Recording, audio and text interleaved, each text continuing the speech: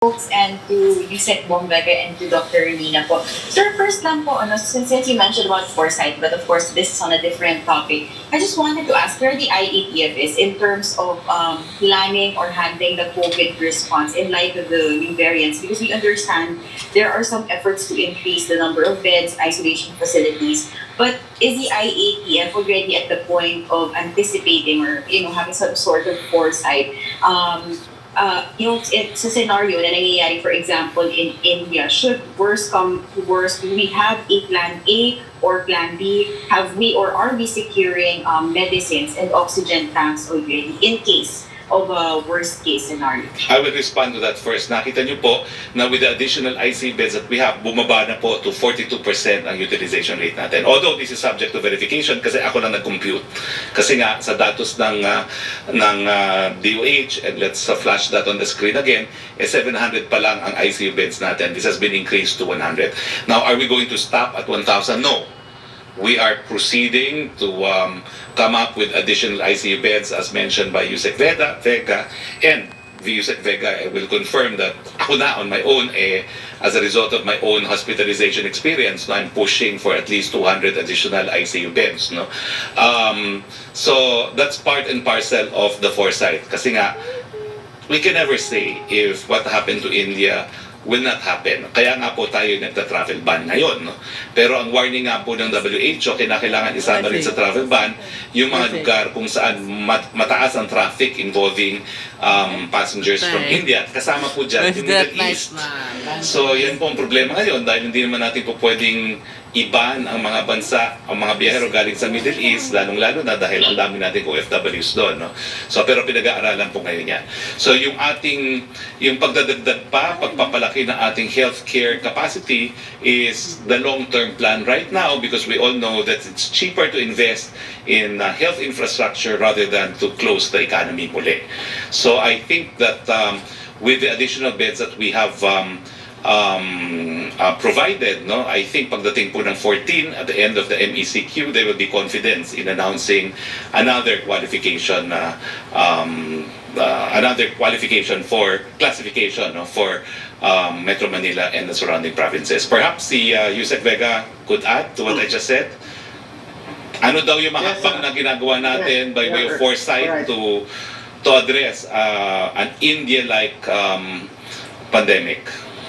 Okay, thank you, Trisha. Thank you, Spokari. For foresight, you have to deal really with certain strategies on different platforms. The first is the suppression of the virus. I think the IATF is very well ahead in terms of making sure that the virus will not spread, will not replicate to an extent that we will be having a hard time in terms of our capacity. Nakita naman natin na we are always looking into the angle that if we have to do general quarantine or enhanced quarantine, this has to be based on the data that we have on the ground.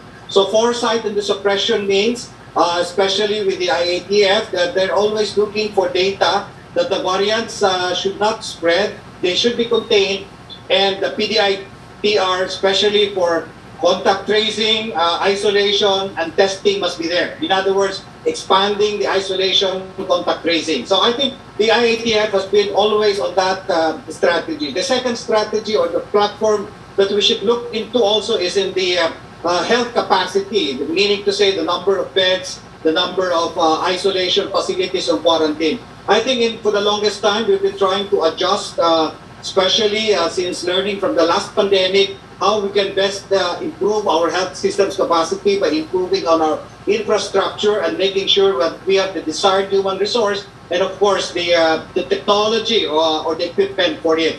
And I think that the last foresight that they're also looking and strategizing is really on vaccination. And you can see that the plans of the vaccine cluster is in a list wherein they have been trying to program and plan for the different vaccines that are coming because our vaccination can really start as much as we would like to do is the supply is there.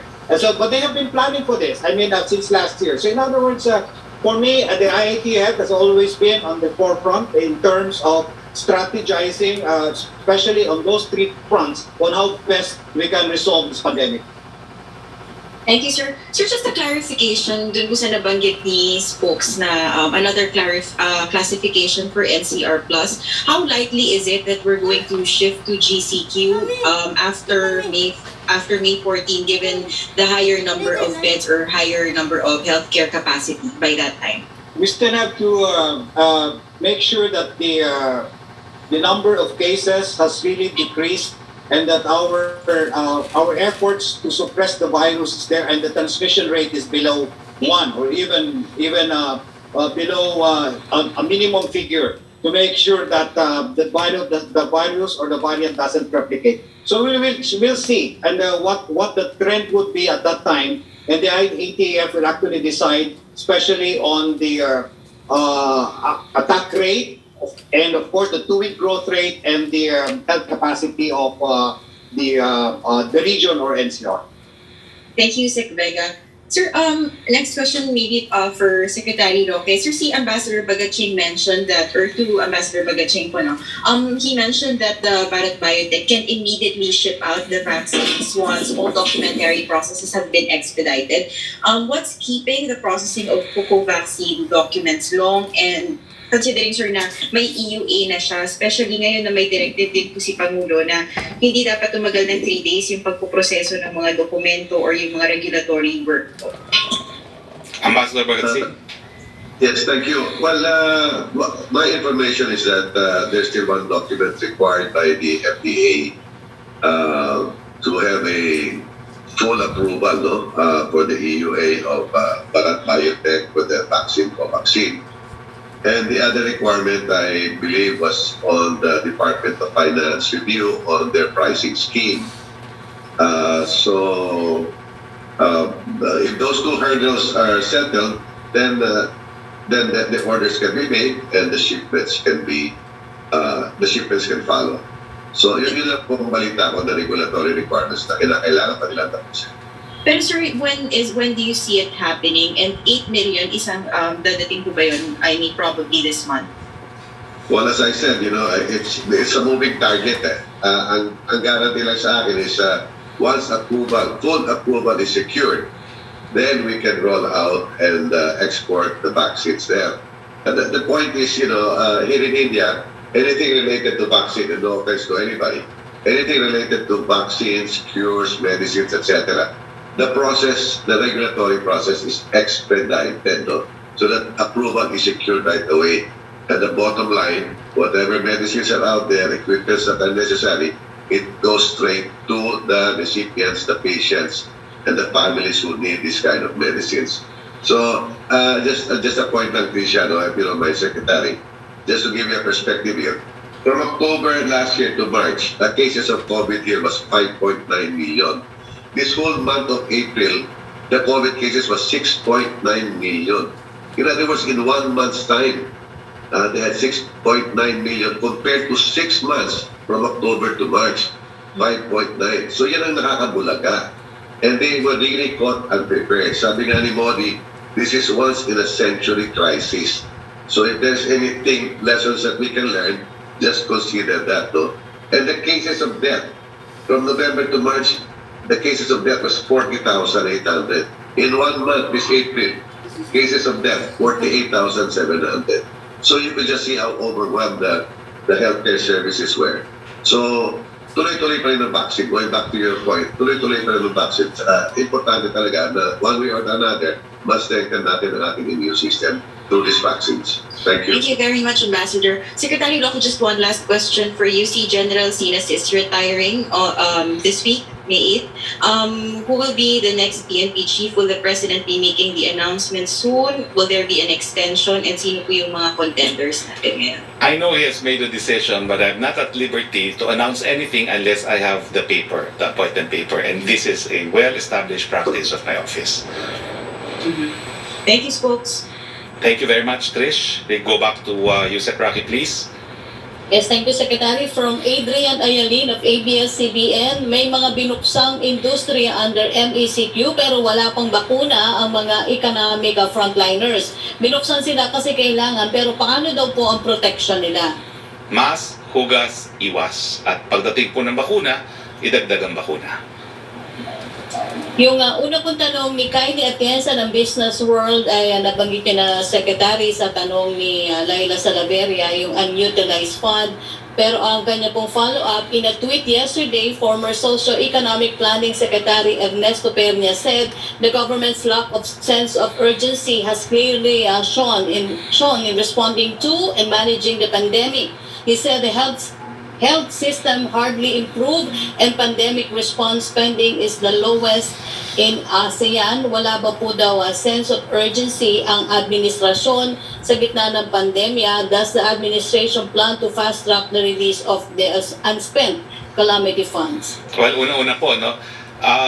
Hindi naman po talaga unspent calamity funds yan kasi meron po talaga nakareserba. Ulitin ko po, nakareserba talaga yan dahil Mayo pa lang may mga darating pang mga aberya.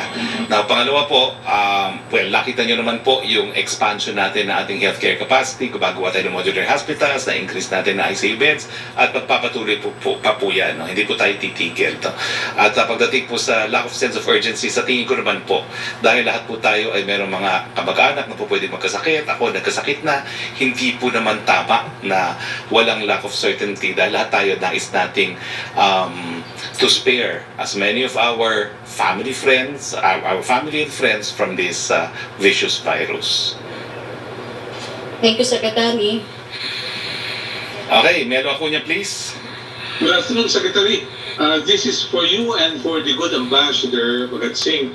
Do you see a scenario similar to Australia where Australia barred Australian nationals from returning to their country from India?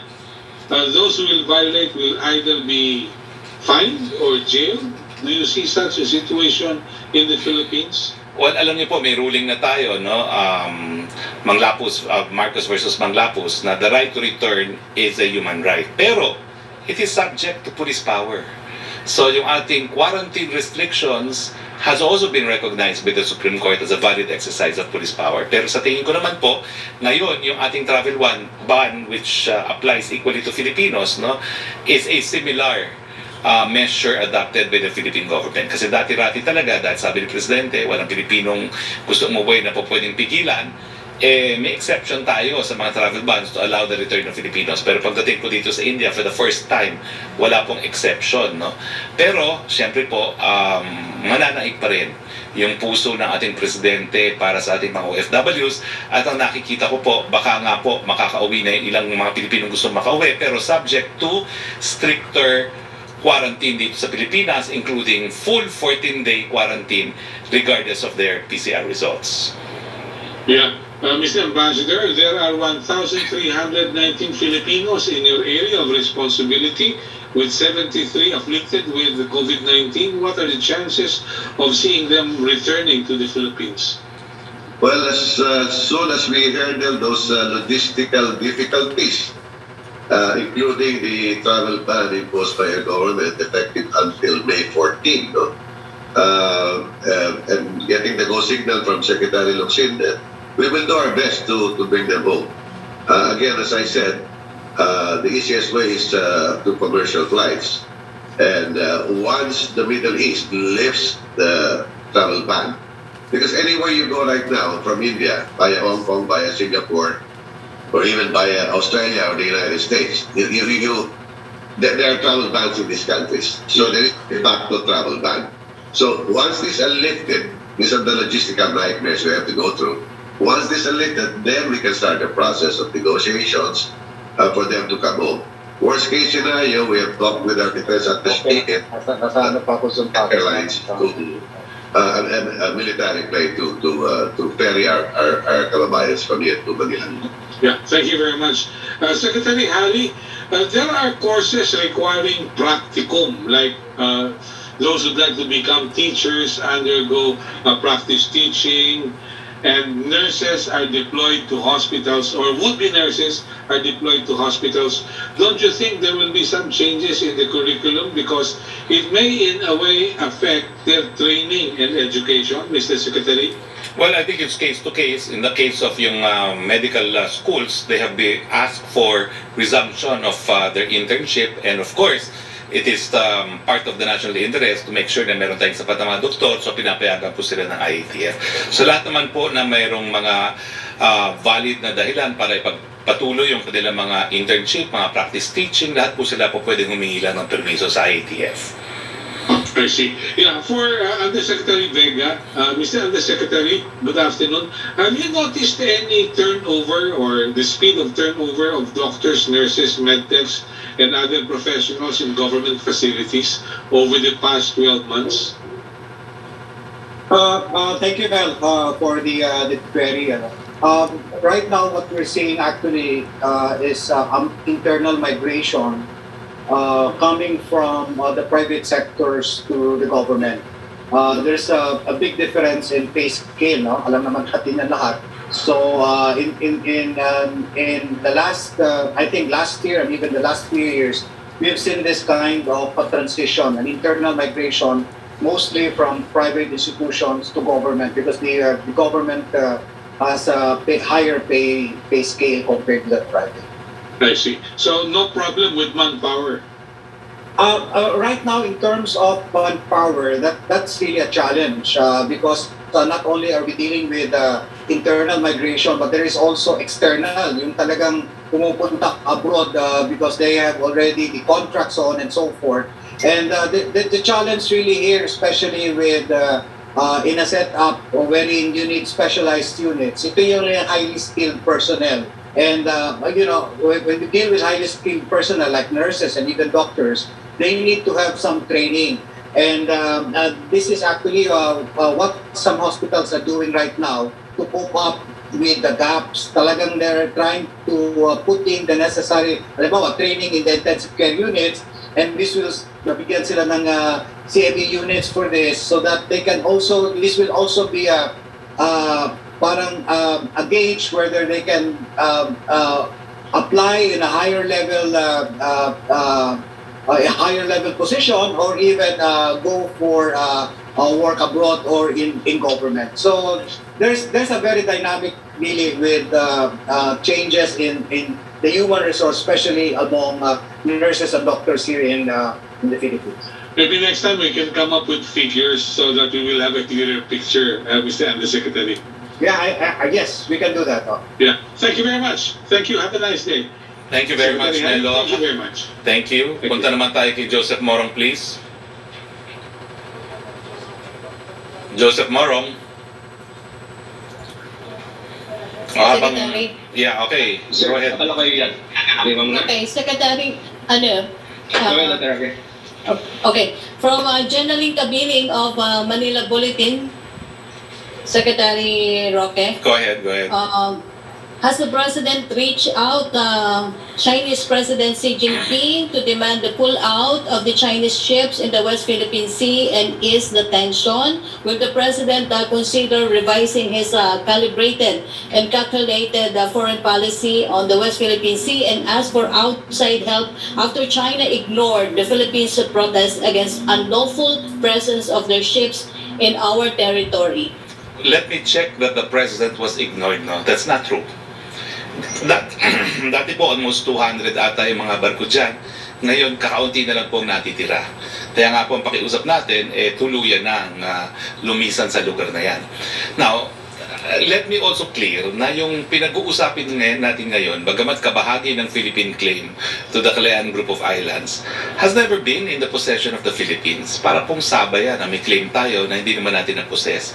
Yung area po ngayon na kung saan nagtipon-tipon yung mga mangingisda, yan po yung area kung saan malapit yung mga isla na pinag-aagawan sa parte po ng Vietnam at ng China. Okay? Siguro, dapat nga po ngayon, papakita ko lahat ngayon yan, pero masyadong mahaba yung aking PowerPoint presentation. Siguro po sa susunod na Lunes, no? Dahil bukas we are in Parañaque for the Gamaleya vaccination. No? So, hindi po totoo na inignore ang ating presidente. I do have some data here, ha? Babasahin ko po ang data, no? Siyempre, di ko naman memoryado, pero in response to the Philippine President's message to the Chinese ambassador, ito naman po ang nangyari, no? And sandali lang po, ha? Ito po, ha?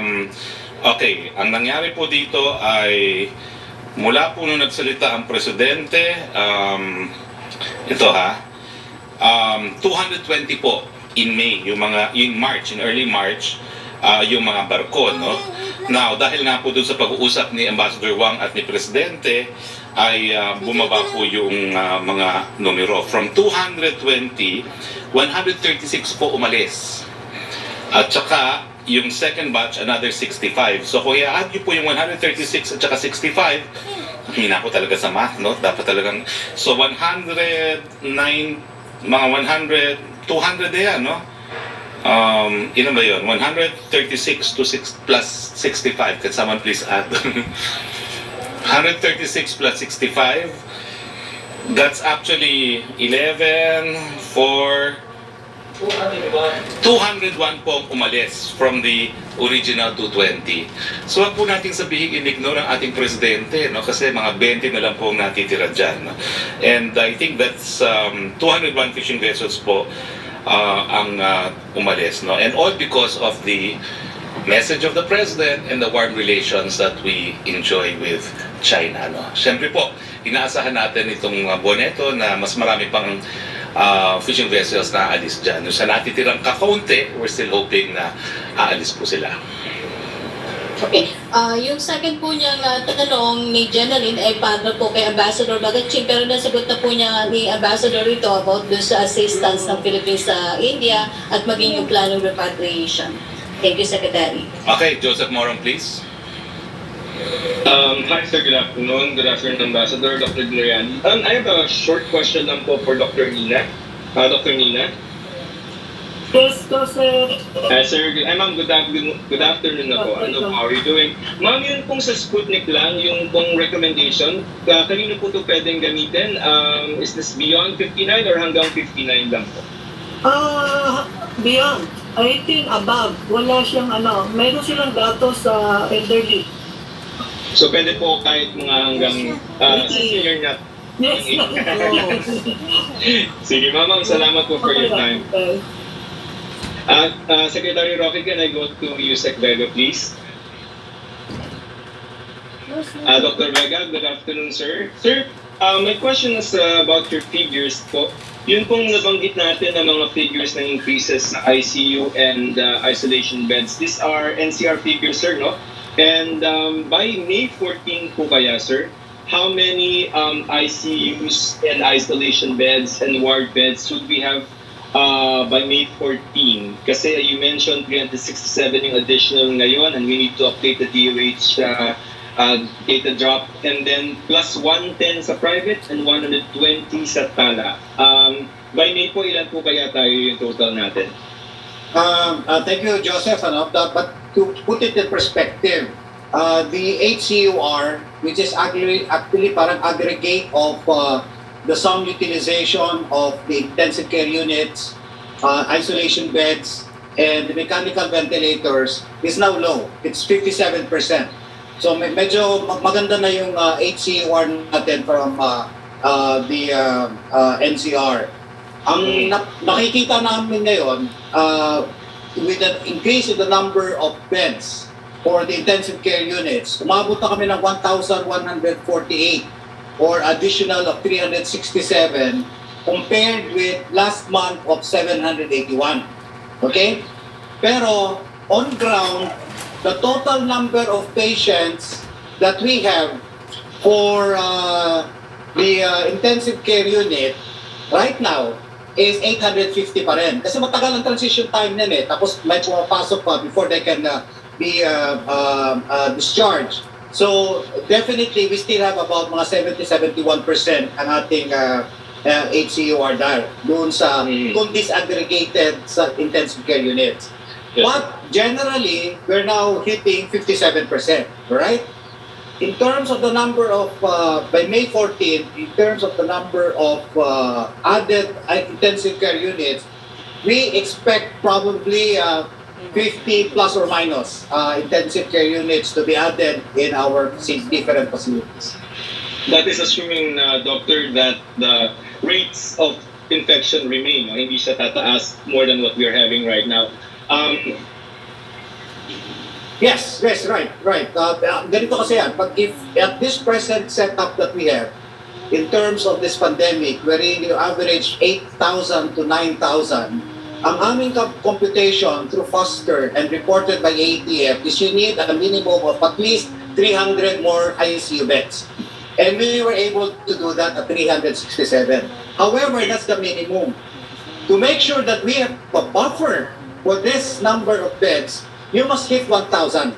At least 1,000 beds for the buffer for this average number of new cases that we have.